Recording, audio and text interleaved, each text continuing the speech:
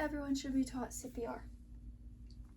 Imagine walking into a restaurant and you notice out of your peripheral vision someone collapses to the floor and everyone stands around shocked, not knowing what to do.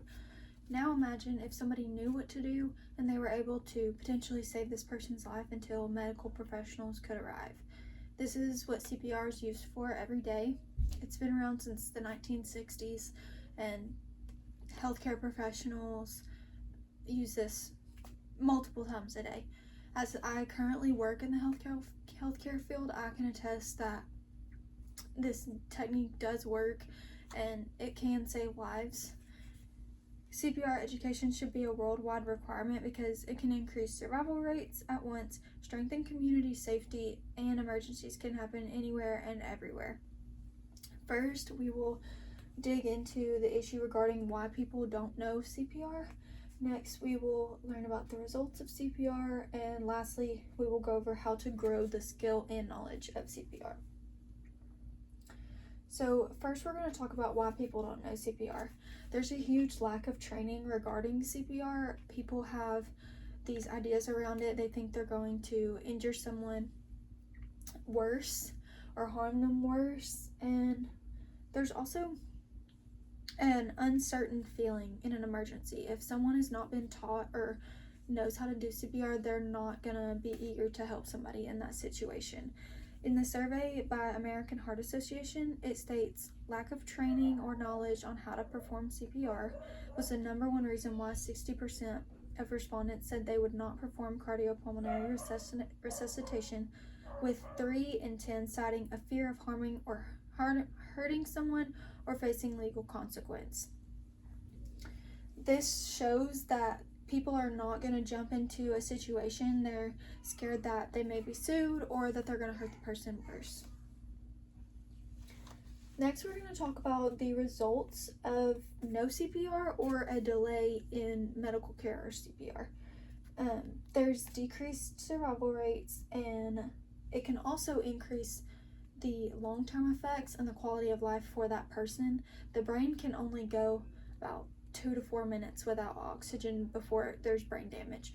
So it can severely injure the person worse if nothing is done.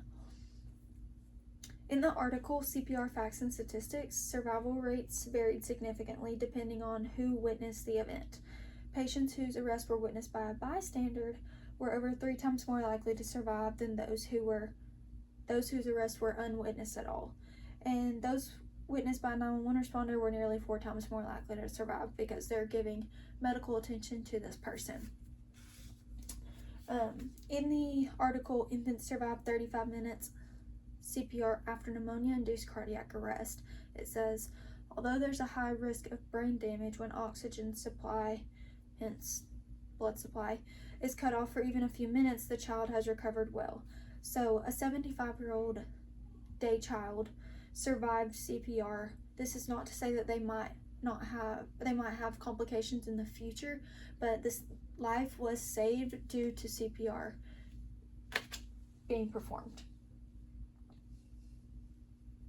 So the last thing we're going to talk about is the solution, how we can solve this issue of people not knowing CPR.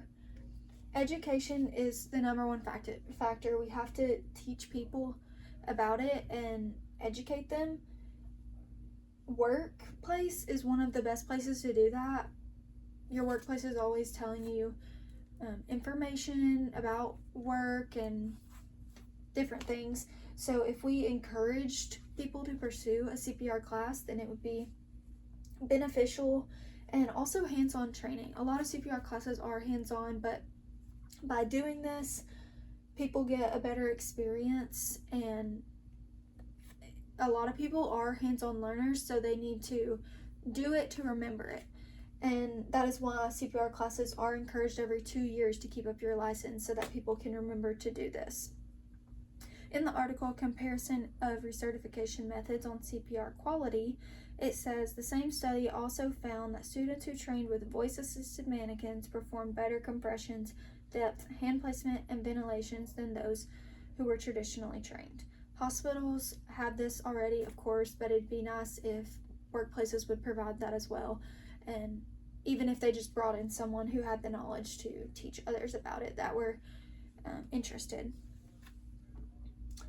So for the counter argument, people think that CPR is not beneficial because it may cause more harm. That's what a lot of people are scared of.